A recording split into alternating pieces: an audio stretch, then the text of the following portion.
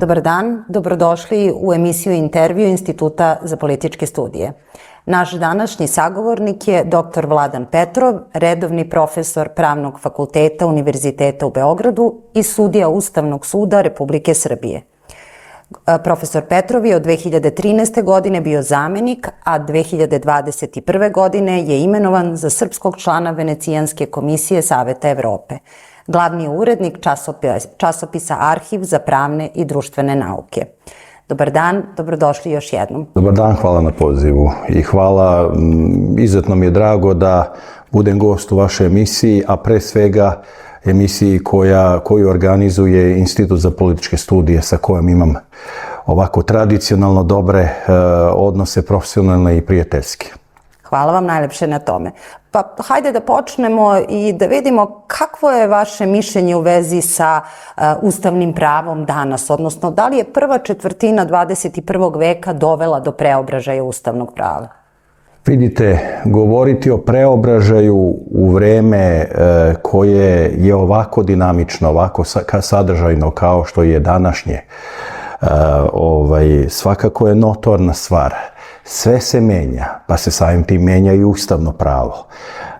Ako bismo pošli od definicije, slobodno mogu reći klasične, profesora Ratka Markovića iz udžbenika najpre ustavno pravo i političke institucija, kasnije preimenovanog u ustavno pravo, koji je bio jedini udžbenik na Pravnom fakultetu Univerziteta u Beogradu od 1995. godine pa sve do 2020. godine, a korišćen i na mnogim drugim i u mnogim drugim institucijama u našoj zemlji, referentan i šire, onda bi se moglo reći da se ta definicija koju profesor Marković daje, a koja je poznata ne samo pravnicima, nego pre svega politikolozima, da je ustavno pravo, kako profesor Marković kaže, fundamentalna grana unutrašnjeg javnog prava. Ta definicija je zaista danas nekako preuska, možda bih u neku ruku mogao reći previše formalna, da ne kažem formalistička. Najpre zbog toga što ako tako definišemo ustavno pravo, a profesor Marković je smatrao da je primarni predmet ustavnog prava u stvari politički život, odnosno ustavni život izražen kroz političke institucije.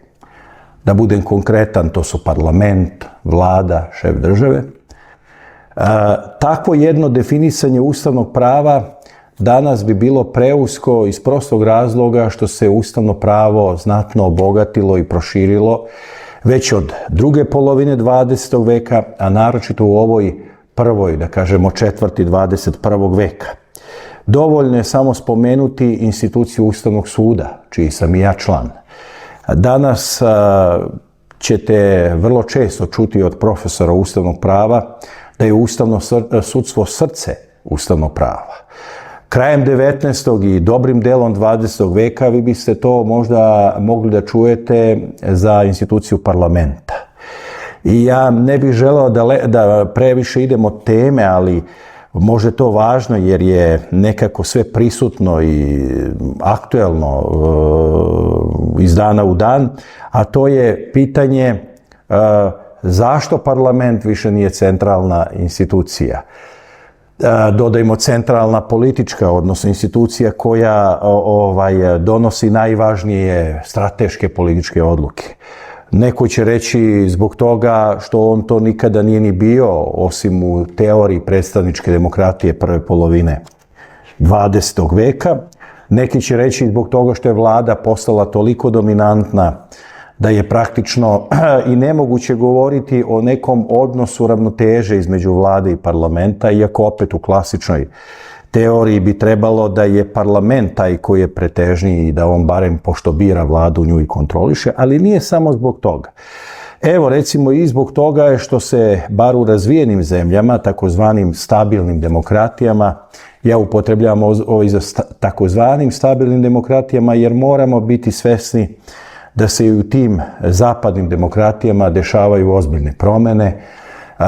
Da li su to promene na bolje, čini se da nisu. ta stabilnost političkih institucija koja se vezivala za veći deo 20. veka, ako izuzmemo one periode, naravno, globalnih sukoba u zapadnim demokratijama, danas je u popriličnoj meri dovedena u pitanje. Ali ono što nije dovedeno u pitanje, to je da u tim razvijenim zapadnim demokratijama Ustavni sud ima izuzetno važnu ulogu. On ima čak ulogu nekog ko vodi svojevrsnu ustavno-sudsku politiku. To nije politika koja se rukovodi političkim aršinima, ali ustavni sudovi neretko donose odluke koje zaista imaju relevantnost u političkom životu, naročito onom budućem.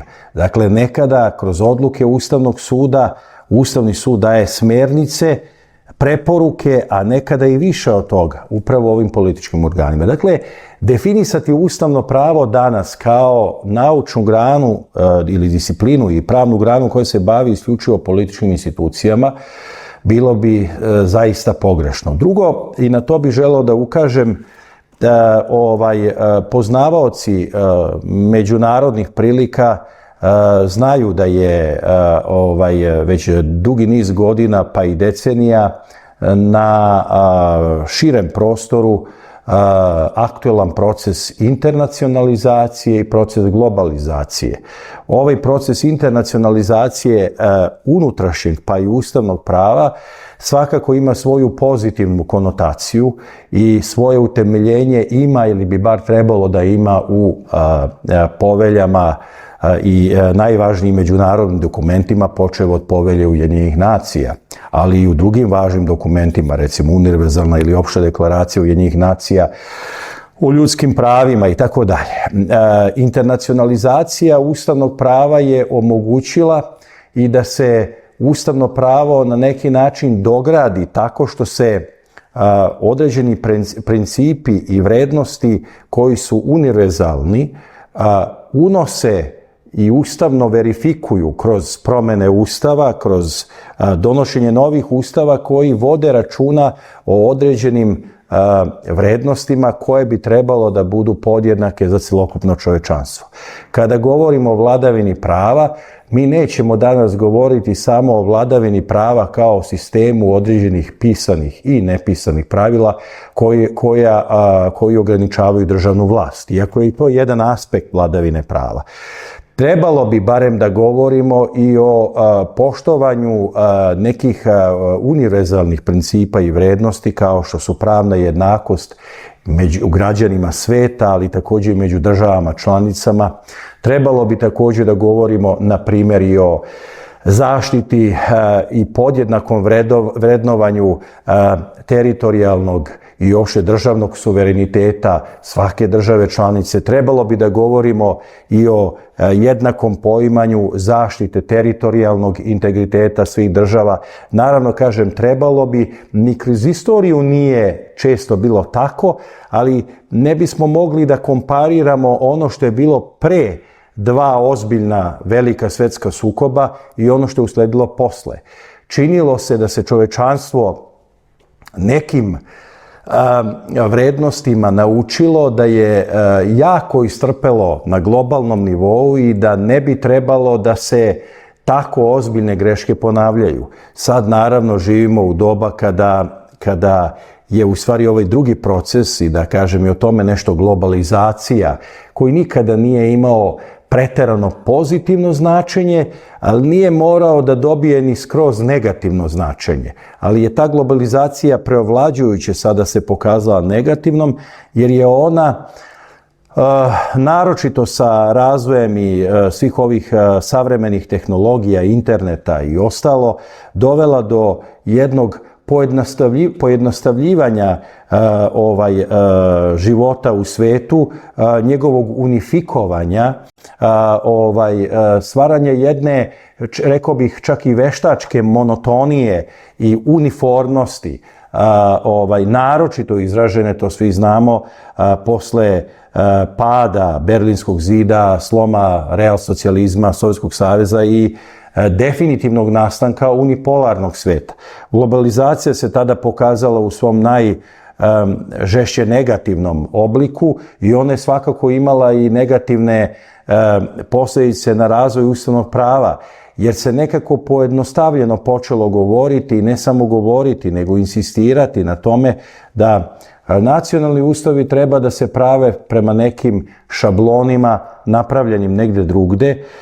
Nije to više bilo ni pozivanje na uzorite primere britanskog nepisanog ustava, neke francuske ustavnosti, oličene naravno u jednom svakako značajnom ustavu Pete Republike iz 58. godine, nego je bilo reči o tome da se počelo naročito ovim malim državama, ovim državama koje su male u smislu da su morale da prođu taj period tranzicije, neke su u tome uspele, neke još uvek nisu, i nametanja nekih tih, da kažemo, globalističkih tendencija i vrednosti u smislu da neka rješenja moraju da budu uneta u njihove ustave takve kakve su, bez mnogo obrazloženja, s eventualnim pozivom na nekakve apstraktno određene evropske vrednosti i principe, a onda kada bismo ih potražili ili pokušali preciznije da definišemo, onda bismo mi, kad je reč o pravim evropskim vrednostima i principima, mogli samo da nađemo ono jedinstvo u različitostima, sa akcentom na različitostima. Znači, različitosti su važne da bi se postigao određeni stepen jedinstva. Ako je jedinstvo, radi tog manje ili više brzog procesa unifikacije i suzbijanja tih različitosti, ako je to ono što čemu se težilo, onda se evo dovde došlo i srećom ustavno pravo je dosta i trpelo, ali je, imam utisak, ipak preživelo i barem na papiru, kad govorimo i o našem nacionalnom, odnosno ovom ustavu iz 2006. godine, ono je uspelo, opet ponavljam, na papiru, u normativnom smislu da održi neki balans između onoga što su te neke globalne i da ne kažem globalističke vrednosti i principi i ono što su nacionalne vrednosti i principi, ono što je nacionalni, ustavni i politički identitet.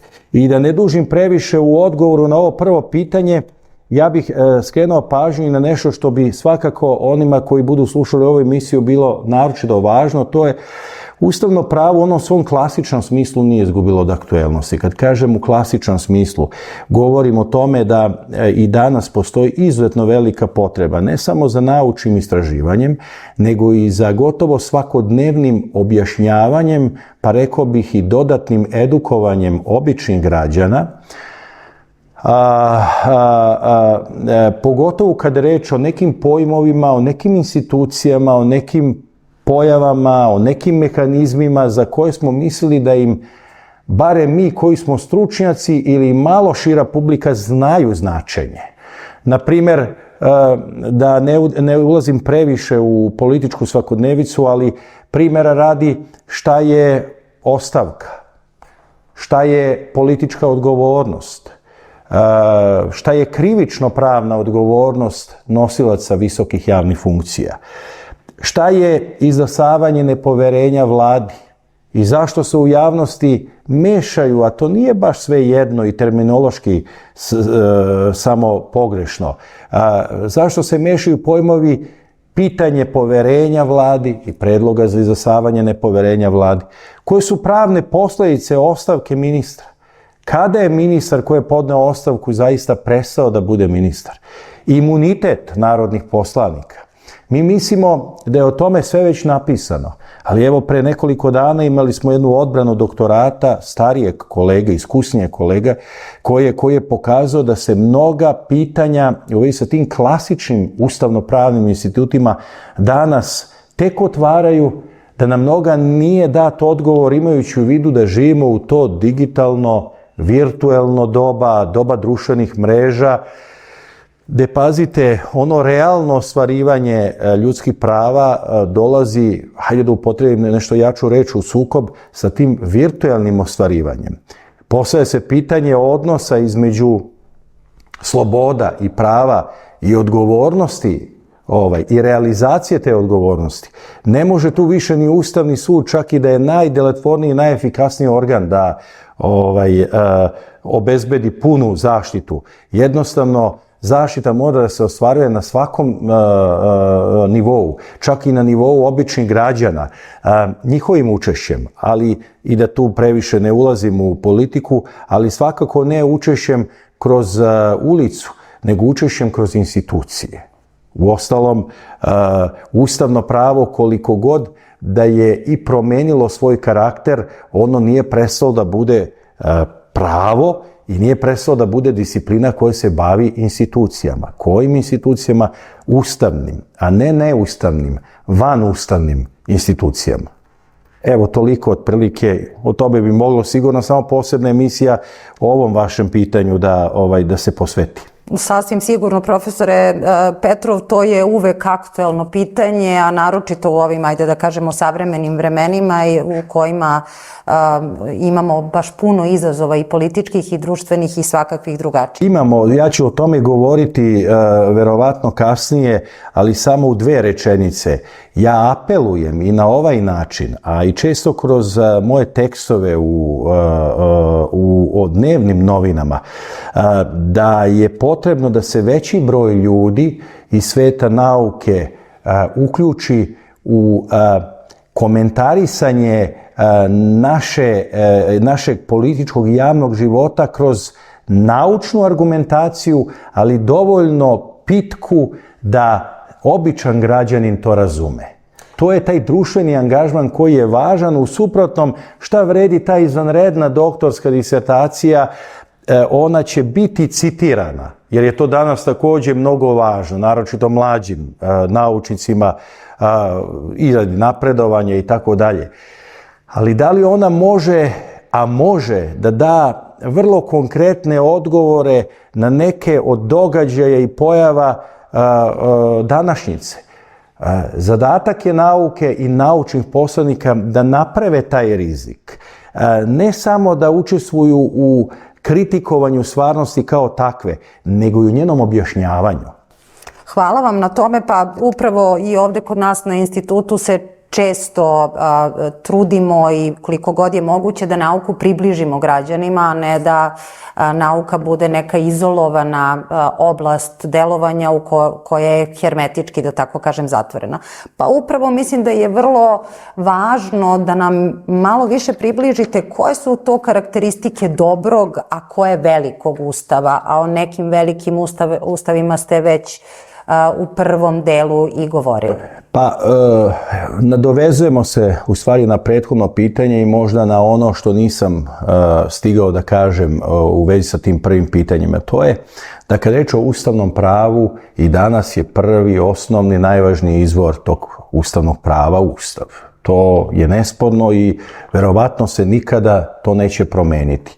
Ali Ustav je zaista u 21. veku postao daleko kompleksniji pravni politički akt nego što je to bio u vreme nastajanja tih prvih pisanih ustava. Ja inače, iako nisam istoričar i u taj naučno-metodološki pristup istorije svakako se ne razumem najbolje, ali ne volim ta olaka poređenja između onog što je bilo pre 2 veka i ovog što je sada, bilo da tu pravimo neke paralele u smislu sličnosti, bilo da kažemo eto to je nekad bilo tako, a sad je ovako i praktično nema ničeg sličnog u svemu tome i tako dalje. Ali činjenica je da su ti prvi ustavi u 19. veku donošeni u nekim sasvim drugačijim uslovima. Prvo i uopšte opet kažem globalna situacija na globalnom nivou, taj kontekst međunarodnih odnosa je bio sasvim drugačiji i mislim da se drugačije taj faktor reperkutovao na donošenje tih prvih pisanih ustava. Oni su donekle bili slobodniji, to jest ti ustavotvorci su bili slobodniji u pronalaženju nekih inovativnih rešenja. Možda u osnovi zbog toga što su to bili prvi ustavi. pa je i bilo lakše pronaći nešto zaista novo. Samo kratko podsjećanje, recimo Ustav Sjedinjenih Američkih Država iz 1787. je zaista Ustav koji je prvi uveo savremeni oblik federalizma. Takve federacije ranije nije bilo.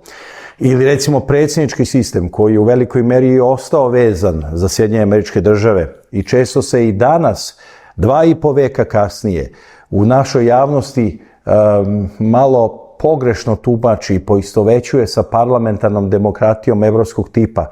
Tu ima sličnosti, ali ima i mnogo razlika. Ali da se vratim na ovo pitanje. Znači, dosta se spolja promenilo se pod uticajem spoljašnjeg i ono što je iznutra, a i iznutra se dosta promenilo u smislu da je društvo svakako, ako ne postalo naprednije, ono je postalo daleko složenije. Ranije ste vi, kada pišete Ustav i kada ga donosite, imali često pred sobom beli papir, eventualno potrebu da postignete određeni nivo političkog konsenzusa među relevantnim političkim akterima. Nekada ni to nije bilo neophodno ako je politički činilac bio dovoljno snažan, da ne kažem dominantan, da nametne ili, kako se to kaže, oktrojiše Ustav, ali nije bilo ove raznovrsnosti u društvu koja je dovela do toga da vi danas kada pišete Ustav ne možete sesti za sto, okupiti nekoliko ljudi koji su vrsni poznavaoci ustavnog prava i eventualno dobiti, da malo pojednostavim, instrukcije od političkog vrha ili od relevantnih političkih faktora šta to treba uneti u Ustav. Otuda, naravno, pojednostavljujem i sve te priče o nekim idealnim svojstvima Ustava, u smislu da on primjera radi, kako je to profesor Ratko Marković pre nekih 20 godina pisao, treba da bude kratak tekst, da on treba da bude što je jasnije moguće formulisan u svakoj svojoj pojedinosti, u svakoj svojoj odredbi. Dakle, jasan tekst. Ili da se vratimo još na očevo osnivače ili prve sudije tog Vrhovnog suda Sjedinjenih Američkih Država koji su govorili da Ustav treba da bude što kraći, jasniji, razumljiv svakom građaninu. To i danas ovako kad govorimo deluje vrlo prihvatljivo, vrlo lepo, ali nekako pomalo kabinetski. Ustav danas pre svega da bi bio dobar mora da bude napisan tako da se on onda u najvećoj mogućoj meri primenjuje. I sad naravno tu je takozvani normativni kvalitet Ustava. Kako su sročene ustavne norme, da li postoji konzistentnost između različitih delova Ustava, da li su primenjene neka savremena dostignuća nauke ustavnog prava, da li su poštovani ti evropski principi, standardi koji su ipak deo nekog, kako se to kaže, zajedničkog ustavnog nasleđa Evrope, na primjer. Sve to jeste relevantno, ali je mnogo važno i ono što još uvek mi ustavni pravnici ne potenciramo dovoljno, jer nam donekle krnji tu našu zamisao o svetosti teksta Ustava kao takvog. A to je pre svega procedura donošenja Ustava i u tom smislu, ja ću možda i o tome malo kasnije govoriti, mnogo je važno kako se jedan, a pogotovo najviši pravni akt, pa potom i oni akti koji su prateći, koji ga pre svega razrađuju, koji su neka vrsta operacionalizacije Ustava, kako se donosi. Znači, nije poenta samo u složenosti procedure i dugotrajnosti procesa. Ja ću vam navesti jedan konkretan primjer. Mi smo, na primjer, ustavne amandmane u delu o pravosuđu koje smo kasnije usvojili i potvrdili na referendumu 2022. godine, ako računamo početak procesa, pa sigurno da se na tome radilo više od 1 decenije.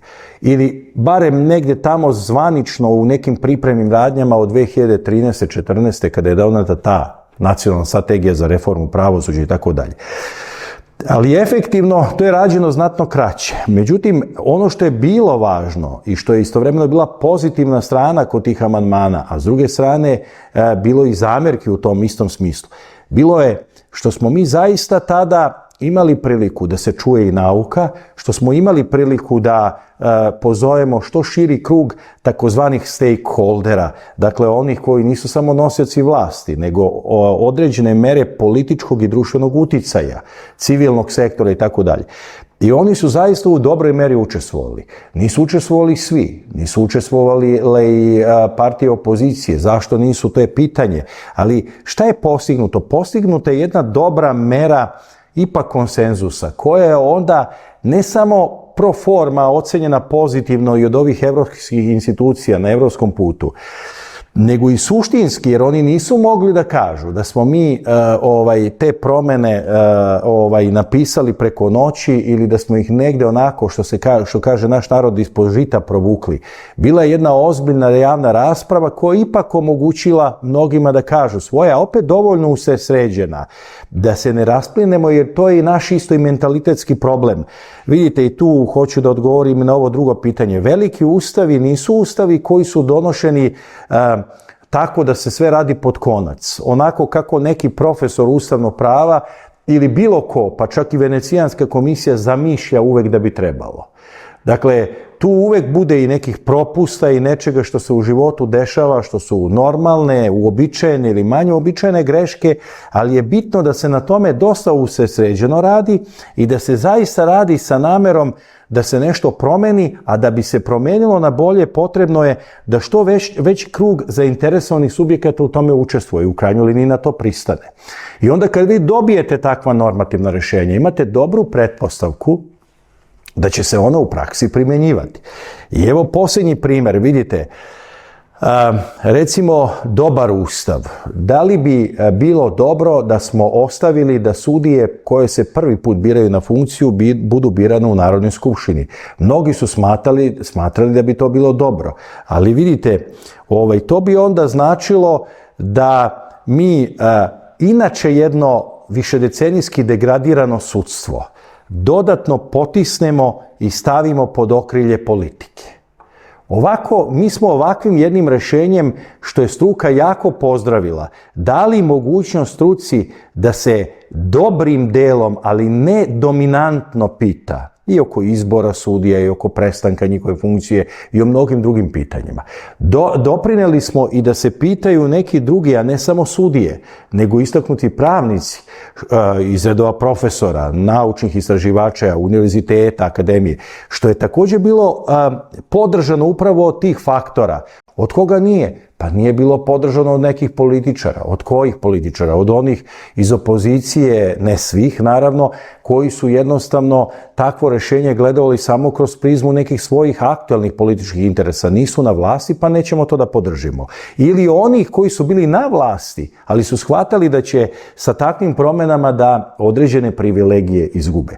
Vidite, šta hoću u stvari da kažem? Dobre karakteristike onog dobrog ustava, pogotovo velikog ustava, zaista zahtevaju ono što su i stari profesori govorili, ali se možda na tome nije previše radilo, a to je da postoji jedna dobra utemeljenost ustava i tih ustavnih rješenja u društvenoj stvarnosti. Sad, nije uvek lako proceniti šta je to prava društvena stvarnost, jer prava društvena stvarnost može da bude i objektivno data mimo mišljenja svih ovih faktora koje sam ja spomenuo, može da se desi da su svi oni u datom trenutku pogrešili i onda ustav na duže staze vrlo teško da će opstati. A onda moram i to da kažem, za veliki ustav je potrebno, kako su opet neki stari profesori isticali, da bude čedo sreće. Evo da spomenemo osnovni zakon Nemačke iz 1949. godine, obeležava se u Nemačkoj, a i kod nas je na nekim institutima bilo obeležavanje 75 godina tog osnovnog zakona. Pa znate, po svemu kako je on donošen, a i po mnogim svojim rješenjima, on nije bio predviđen uopšte da dugo traje. A vidite, opstao je i ono što je isto važno istaći, opstao je između ostalog i zato što je relativno često menjan putem ustavnih amandmana. A mi ćemo u teoriji često da naiđemo na ono opšte mesto, jer mi smo ljubitelji opštih mesta. A to je, Ustav ne treba često menjati. Ne, Ustav treba menjati onda kada zaista sazri potreba i kada s više strana čuješ da to treba da se preispita makar, ako ne i da se krenu u proceduru promjene Ustava. I vjerojatno ćemo o tome malo govoriti. Sve u svemu veliki Ustav mora da ima jednu ozbiljnu stabilnost na duže staze, a to podrazumeva i fleksibilnost, adaptabilnost, bilo kroz formalne promjene Ustava, bilo kroz tumačenja, i tu je uloga svih institucija, pa i običnih građana. Znate, da malo više poštuju taj Ustav kao takav. Vi ste Institut za političke studije i time završavam odgovor na ovo pitanje. Možda ste se bavili time, a možda i niste, možda to može nekako da se izmeri. Ali recimo učestalost upotrebe floskule kršenja ili povreda Ustava naspram floskule poštovanje Ustava. Siguran sam da bi preovlađujuće u nekim procentima ili već kako, ako bi se to merilo, ustanovilo da mi mnogo češće govorimo o povredi Ustava i neustavnosti, nego o poštovanju Ustava. Poštovanje Ustava nekako i običnom građaninu, a naročito našim političarima, ne zvuči lepo. Oni na vlasti najčešće ne govore o poštovanju Ustava, a ovi u opoziciji ne žele da spominju to poštovanje Ustava jer se boje da oni koji ih slušaju mogu to pogrešno da razumeju, pa odmah insistiraju na onoj negativnoj strani. Tako da veličinu jednog Ustava naravno stvara jedna ustavna, politička, pravna i svaka druga kultura koja će poći od jednog pozitivnog odnosa prema onome što imamo.